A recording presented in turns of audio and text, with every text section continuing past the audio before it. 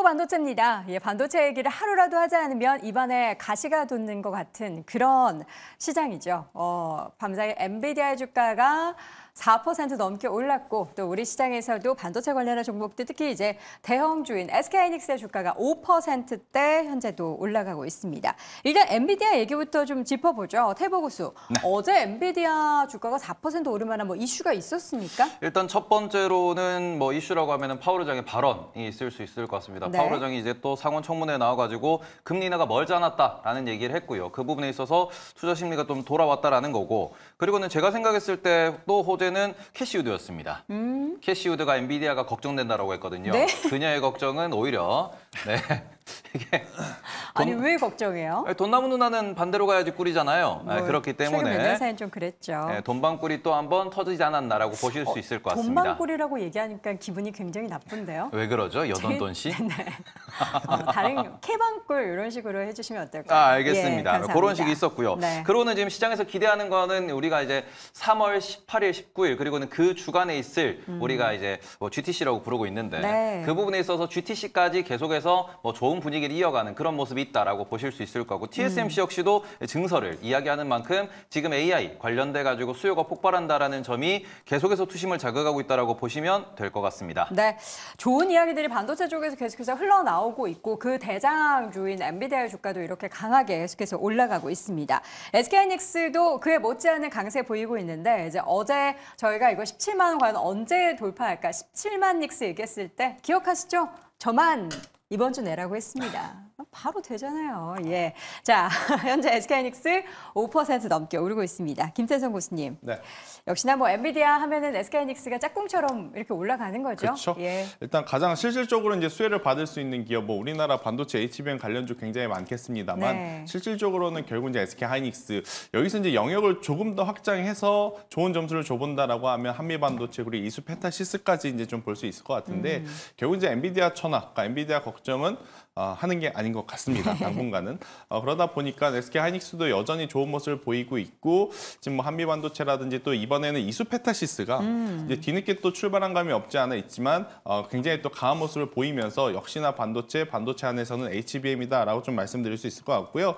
뭐 이제 삼성전자가 이제 가장 큰 고민이 될 것 같긴 해요. 이제는. 왜요? 네, 이제 SK하이닉스는 이렇게 가는데 네. 삼성전자는 도대체 언제 갈 거냐? 고민하지 마세요. 갈 때 되면 갑니다. 네, 일단 네. 뭐 지금 당장은 HBM에 대한 관심도가 지금 높기 때문에 저는 뭐 삼성전자보다는 SK하이닉스를 꼭 좀 보셔야 된다라는 생각이 들고 있고 네. 대신에 이제 다음 턴을 또 생각을 하면 삼성전자도 저는 천천히 우리가 계속 추적 관찰은 해야 되지 않을까라는 의견까지 한번 드려보도록 하겠습니다. 그러면 어떻게 굴비처럼 더 엮어보도록 하겠습니다. 엔비디아 그리고 SK하이닉스 엮으면 또 한미반도체를 안 엮을 수가 없죠. 며칠 전에 이제 최고가 경신 뒤로 오늘장에서의 주가는 2%대 그런데 이제 음봉 흐름이 나타나고 있다는 점이 살짝은 아쉽지만 역시나 2% 넘게 오른 10만 1,000원 기록이 되고 있습니다.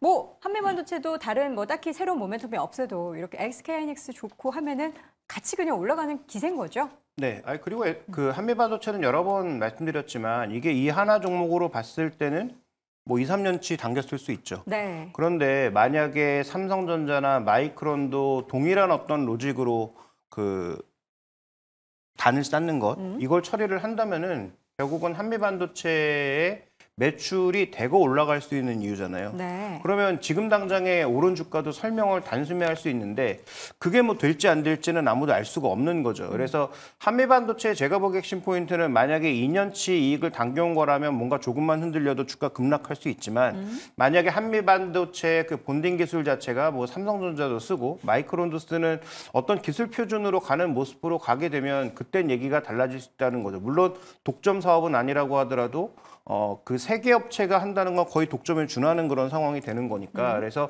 그런 양상으로 갈 수 있는지가 현재 주가를 설명하는 가장 중요한 변수가 될 것 같고요. 네. 다만 이거 우리 미리 할 수는 없기 때문에 여전히 계속 말씀드리는데 신규 매수는 쉽지 않아요. 신규 매수를 하신다면 네. 여전히 변동성에 대비하면서 매수할 수밖에 없는 상황이고요. 남들보다 이미 엄청나게 뒤쳐져서 쫓아간 거 아니겠습니까? 그쵸. 그래서 지금 뛰어드시는 분들은 뭐 뛰어드는 걸 말릴 수는 없지만 당연히 뭐 도망갈 준비에 대한 충분한 대비도 하셔야 될 거라고 판단하고 있고 그다음에 지금 저는 말씀드리고 싶은 건 결국 반도체라고 하는 게 기다리다 보면 안 안 오른 종목군들 다 올라갈 수밖에 없는 그런 상황이 되고 있는데 네. 그렇게 주바심을 내면서 지금 강세의 끝 혹은 과열의 끝으로 가고 있는 종목을 굳이 꼭 올라탈 이유가 있느냐를 말씀드리고 싶은 거죠. 뭐 기존에 보유하고 계신 분이 먼저 내려오는 건 뭐 다른 문제라 치더라도 네. 그래서 뭐 신규 매수에 관련돼서는 여전히 저는 조금 우려스러운 부분이 있다. 이런 그러니까 말씀을 드립니다. 반도체에 대해서 네. 좀 더 말씀을 드리면은 좋습니다. 이게 방금 전에 말씀을 해주셨어요. 뭐라고 했냐 그러면은 2년치, 3년치를 당겼다. 우리 1년 전에 똑같이 얘기했죠. 뭐요? 2차 전지 올라갈 때 2년치, 3년치를 당겼다. 라는 얘기를 했습니다. 네. 그렇기 때문에 지금 한미반도체 같은 경우에는 이게 장비를 만드는 기업이기 때문에 증설 같은 경우에도 이게 장비는 조금 증설이 조금 시간이 많이 걸립니다. 네. 그리고는 납품 같은 경우에도 이게 장비가 쫙 깔리고 난 뒤에는 오히려 또 다르게 보수적으로 접근하는 분들이 많이 계실 겁니다. 그쵸. 그래서 지금 보시면은 차트 깨고 계속 올라가고 있거든요. 그 말은 무슨 뜻이냐 그러면 이거는 수급에 의해서 플레이가 발생하는 거다라는 점을 분명히 하시고 접근해야 된다라는 겁니다. 아까도 버블의 끝이라고 이렇게 말씀을 해주셨는데 지금 분명히 지금 캐파 대비로는 시가총액이 매우 비싼 게 사실입니다. 네. 앞으로도 더 뭐 거래처가 늘어나고 더 증설이 많이 되고 이렇게 되면은 실적이 나올 수 있겠으나 지금 현 시점에서는 수급에 우선해서 움직이는 게 한미반도체다. 이 부분에 대해서는 조금 체크를 하셨으면 좋겠습니다. 네, 최근에 수급이 지금 보니까 근데 또 막 기조적으로 들어온다라기보다는 일부 그러니까 기관 쪽 약간 외국인 쪽 약간 또 개인도 함께 약간씩 사면서 이제 어느 쪽이 빠지면 다른 쪽에서 담고 하는 그러한 어떻게 보면은 뭐라고 말해야 되죠? 폭탄이 아니고 이거는 무슨 돌리기라고 해야 돼요? 폭탄 돌리기. 어? 폭탄 돌리기. 폭탄 돌리기는 근데 약간 안 좋은 걸 두고 얘기하잖아요. 꿀단지 근데 돌리기로 하죠. 꿀단지. 예, 제가 좋아하는 꿀단지 돌리기를 하고 있지 않나라는 그런 생각이 듭니다. 이렇게 누이 좋고 외부 좋고 하는 그런 수급의 양상들이 나타나고 있는데 어쨌든 신규 접근하기에는 정말 심장이 한 3개는 있어야 가능한 그런 구간인 것 같습니다.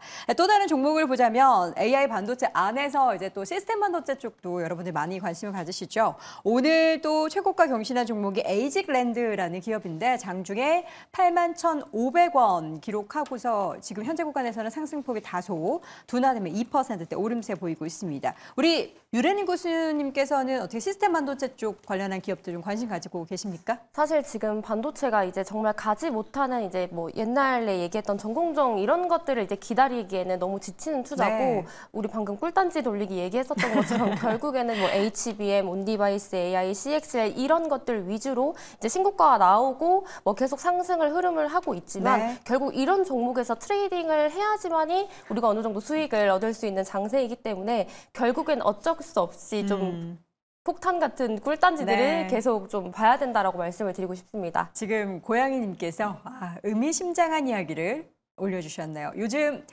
별다방에 앉아서 있다 보면은 이제 어머님들이 반도체 얘기를 엄청 하고 있어요. 작년에 그 에코프로 BM 한창 얘기했을 때가 고점이었던 것처럼 하면서 이런 것도 또 시그널이 될 수 있는 건가요? 조심해야죠.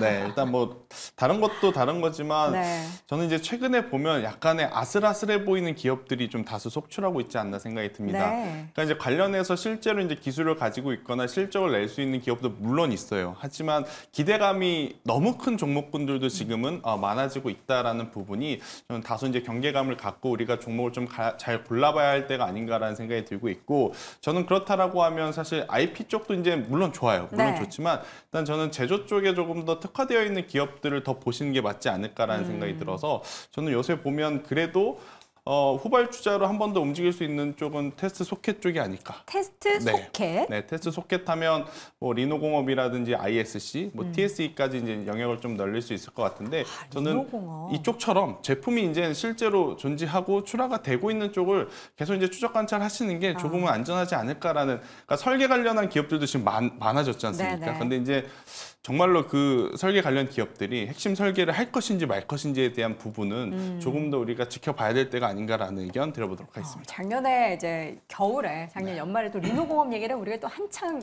했었거든요. 그러고 나서 지금 한 3개월 정도 박스권에 갇혀져 있는데 오히려 이제 막 달리고 있는 말에 대해서 욕심을 내기보다는 이렇게 좀 쉬고 있고 플러스 숫자가 찍히고 있는 그런 그렇죠. 기업들에 또 관심을 가져보자라는 말씀 드려봤고요. 테이버 고수는 반도체 안에서 그나마 조금 소외가 됐지만 이쪽도 괜찮습니다라고 거론하시고 싶으신 쪽은 어느 쪽이실까요? 항상 말씀드리는 동진 세미캠. 동진 최근에 세미캠. 조금 올라오긴 했는데 그럼에도 불구하고 여전히 모멘텀이 남아있다라고 보셔야 될 것 같고 그리고는 최근 같은 경우에는 PCB 쪽으로도 지금 뭐 두산이 먼저 올라가고 있는데 뭐 대덕전자나 심텍 같은 경우도 좀 보셔야 되지 않나라고 말씀을 드리고 싶습니다. 네. 근데 앞서서 에이징랜드에 대해서 얘기가 나와서 네. 조금 이거를 말씀을 드려야 될 것 같아가지고 네. 좀 불편하시더라도 들어주셨으면 좋겠습니다. 뭐죠? 에이징랜드 퀄리터스 반도체 지금 월봉 보세요. 상장된 지 6개월도 안 됐습니다. 네.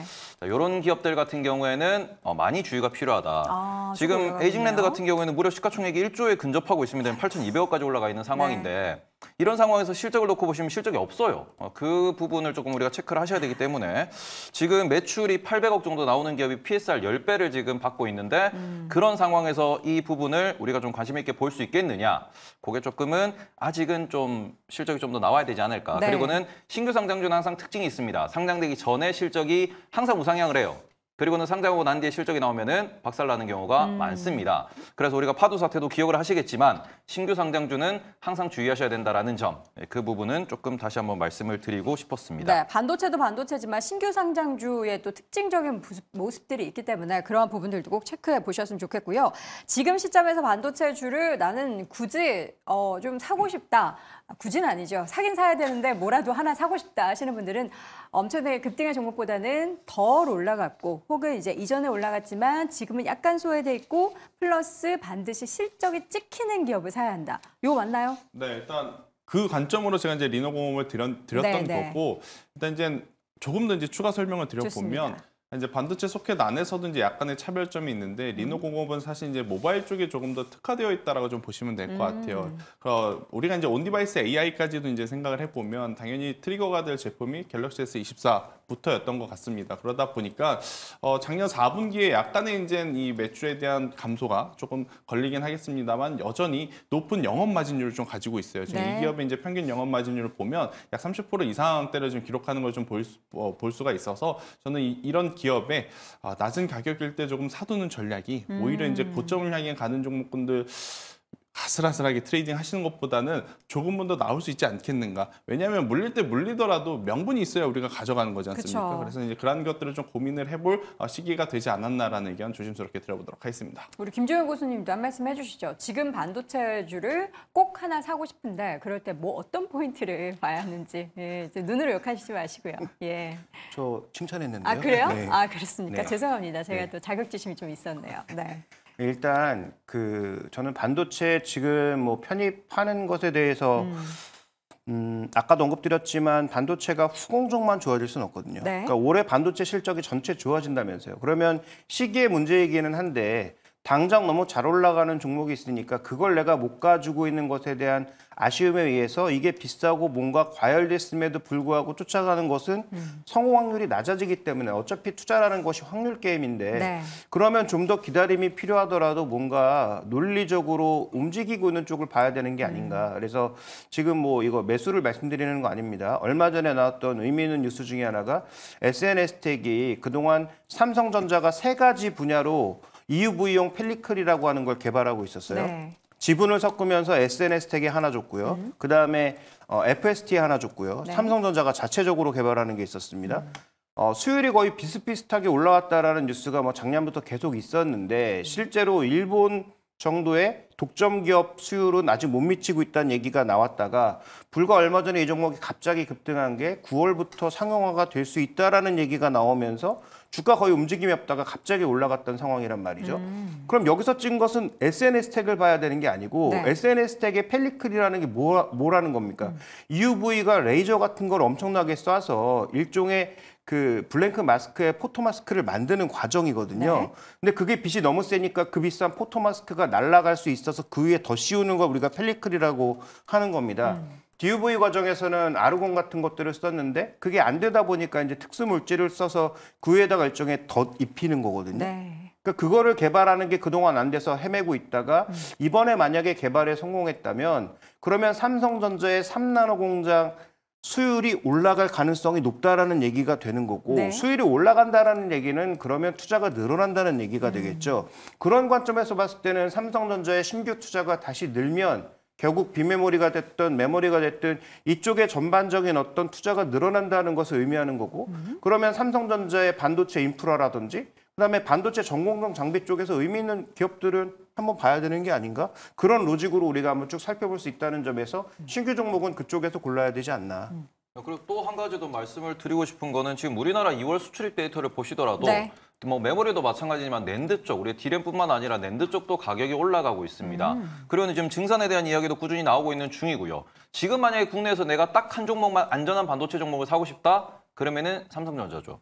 지금 삼성전자 오른 거 없거든요. 그런 부분에 있어가지고 오히려 D램 가격이 올라가고 있대, 네. 낸드 가격이 올라가고 있대, 그리고는 증산 얘기가 나오고 있대. 그럼 이런 모든 것들의 결국 핵심은 삼성전자의 실적이 좋아질 거래. 지금까지 우리가 저평가를 받고 있던 그 부분에 있어가지고 삼성전자가 이제부터는 다시 한번 업사이클을 볼 수 있겠구나. 그쵸. 라는 부분에 대해서 우리가 체크를 하실 수 있는 부분이고 지금 오늘 하이닉스가 강한 이유는 하나입니다. 어제 미국에서 보고서가 나왔어요.